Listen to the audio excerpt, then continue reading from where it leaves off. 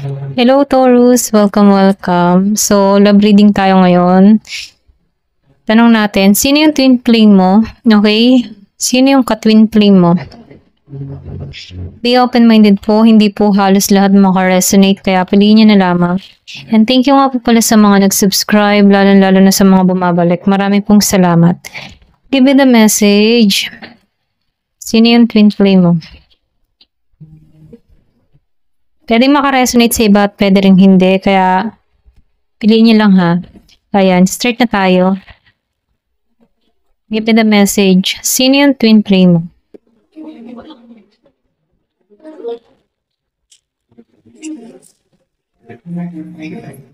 Give me the message. Sino yung twin flame mo?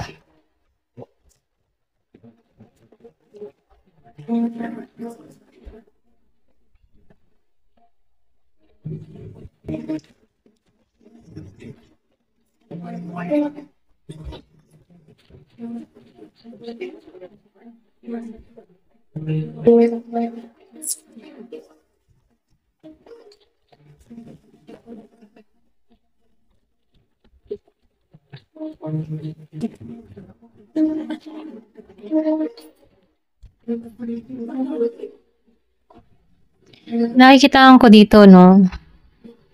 Meron kang twin flame dito na marami tong mga sinugal, marami na tong mga pagsubok na kinaharap. Meron ako nakikita ditong marami tong gumugulo sa kanyang kaisipan, ano? Nakikita ko rin dito marami tong gustong mangyari, marami tong option, okay? Marami tong choices, okay?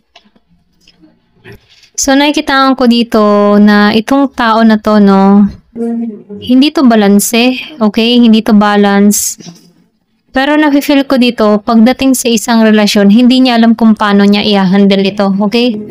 Pwedeng kilala mo na to, pwedeng hindi pa, pwedeng hindi mo pa to na-encounter. Pero nakikita ko dito yung katangian ng tao na ito, siya yung tipo ng tao na matalino, okay? Kumbaga, independent itong tao na to, okay? Once na meron tong inaayawan niya talaga, okay? Walang makakapigil sa tao na to. Kasi nafe-feel ko din dito na itong tao na ito, marami na tong naranasan na pagsubok kung bakit nagiging siyang matalino dito, no?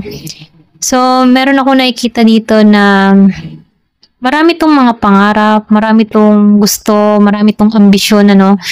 So, nakikita ko rin dito na nalampasan ng tao na ito, no? Marami na tong nalampas ang pagsubok dito, okay, sa Queen of Swords, kung bakit nagiging siyang independent. Kumbaga itong tao nito okay lang kahit may karelasyon, okay lang kahit wala, okay. Ito lang yung nakikita ko, no. So, nakikita ko dito yung katatagan ng tao na to, or pwede rin sabihin ito yung magustuhan mo dito sa tao na to, no. Yung pagiging niyang ganun, no, strong personality, okay. Kumbaga, no, marami tong gustong mangyari, marami tong gusto, okay. So, nakikita ko rin dito, no. Yung iba sa inyo, tingin mo sa tao na to or first expression mo dito ay yung tipo na marunong, misteryosa, may alam, mga ganun, okay?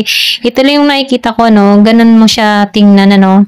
So, yung parang sabihin natin na may pagka-misteryoso, okay?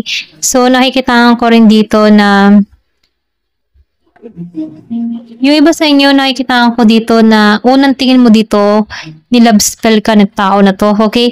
So, ganun yung energy, no? So, nakikita ko dito, or pwede rin sabihin, ganito yung i-express ng tao na to sa'yo, no? Nilalove spell mo siya, okay? Pero nafe-feel ko dito na walang ganun, walang nagaganap na ganun, ano, yung love spell, gayuma, walang ganon. So, likas na talaga na mahuhulog ka sa tao na ito, okay? Dahil meron siyang kakayahan, okay? Meron siyang angking na karakter na ganon, ano? So, nakikita ko rin dito na itong tao na ito, may hiwagaan ka, okay? Kumbaga, feeling mo dito ang hiwaga niya, okay? Ito lang yung nakikita ko. Give me the message. So, nakikita ko dito, no? Or pwede rin sabihin kung kilala mo na to or ramdam mo siya yung iyong twin flame, ano? Nafe-feel ko dito kung ikaw man ay may panggagayumang ginagawa dito, no? Hindi to natalab, okay? Excuse me. Ito lang yung nakikita ko, no? Kasi itong tao nito, masyado tong matalino, protektado to, okay? Aware siya sa ganun, kaya hindi mo maloloko or hindi mo mauuto itong tao na to, okay? Ito lang nakikita ko. Pero ganun pa man, itong taong ito, no, masyado tong mapagmahal, okay? Masyado tong pure. Kumbaga, itong tao nito, once na nagmahal ay talagang totoo, okay? Bukas ang crown chakra ng tao nito, malinaw sa kanyang lahat, okay? Ito lang nafe-feel ko. Kumbaga, nafe-feel ko din dito yung pagiging nito spiritual, okay? Mapagmahal tong tao nito. Ito lang nakikita ko, no? Once na nagmamahal ko, totoo. Kaya nakikitaan ko din dito yung protection, ano? So, nafe-feel ko dito na mananampalataya, okay? Or madasalin tong tao nito, okay? Ito lang nakikita ko, meron tong hinihiling or meron tong minamanifest, ano? So, nakikitaan ko rin dito, maraming tukso, okay? Meron ditong tukso sa pagitan nyo ng katwin flame mo, no? Marami ditong sagabal or pwede rin maraming hadlang, okay? Or pwede rin sabihin maramdaman mo dito sa tao na to ay hubad ang pag-ibig nito, or pwede rin sabihin ganito ka niya tingnan, ano, hubad ang pag-ibig mo, okay?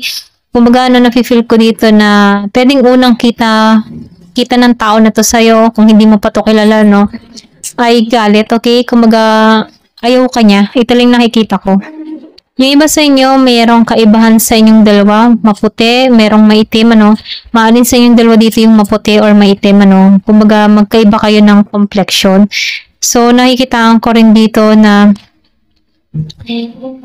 pagtatagpuin kayo dito sa yung tipo na hindi pa yung right time sa inyo, okay, ng katwin flame mo, or pwede rin sabihin, ganito kanya tingnan, ano, hindi ikaw or hindi ikaw yung kanyang soulmate, twin flame, hindi ikaw yung para sa kanya.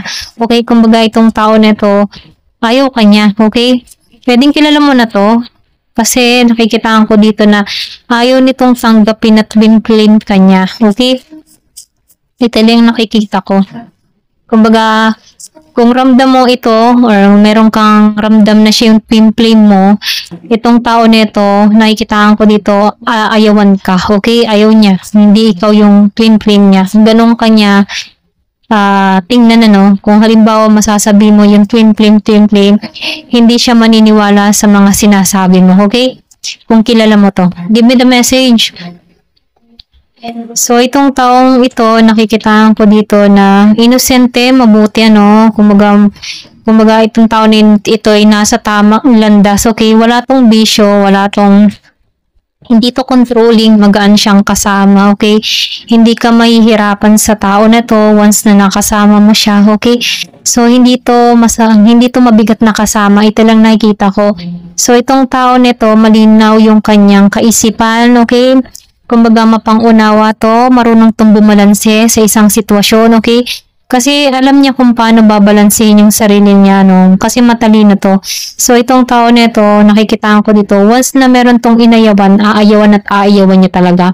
Pwede rin sabihin, hiniling mo na rin tong tao na to, no? Pero kung kilala mo to, nakikitaan ko dito, hiniling mo to, pero hindi pa kayo pinagtatagpo dito, no?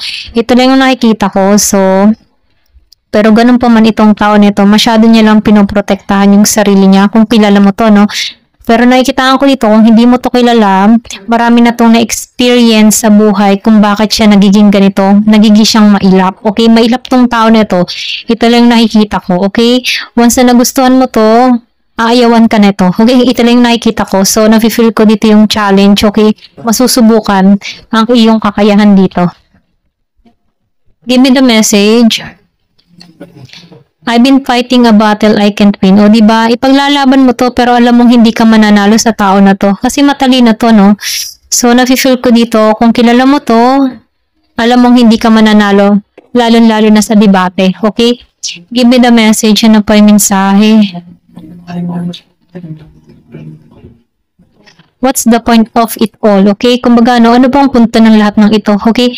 Kumbaga, wala din siyang pakialam kung twin flame mo siya o hindi, or soulmate o hindi.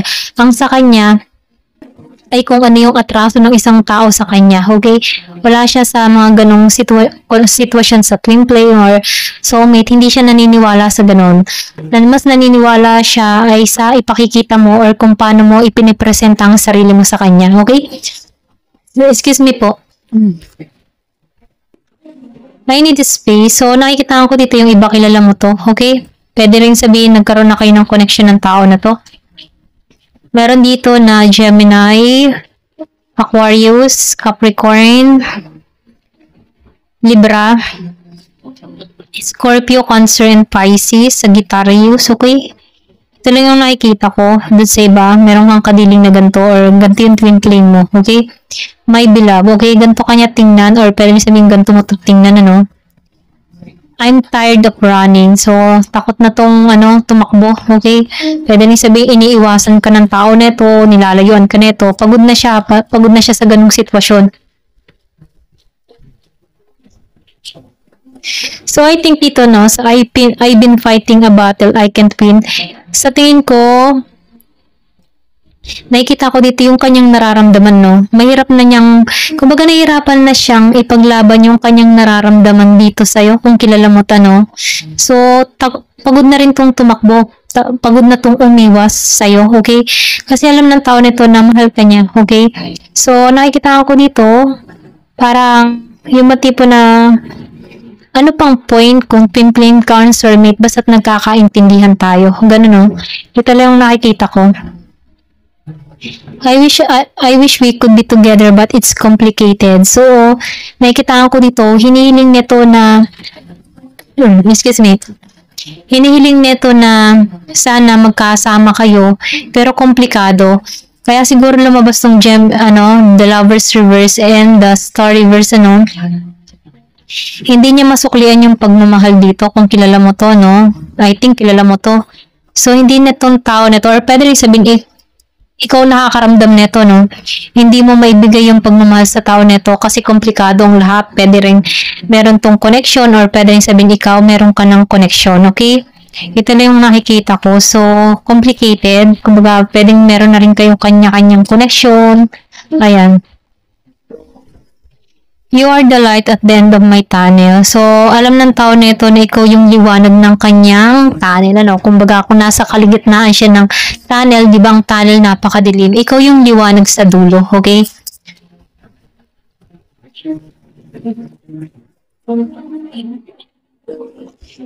Our love will never cease to exist, okay?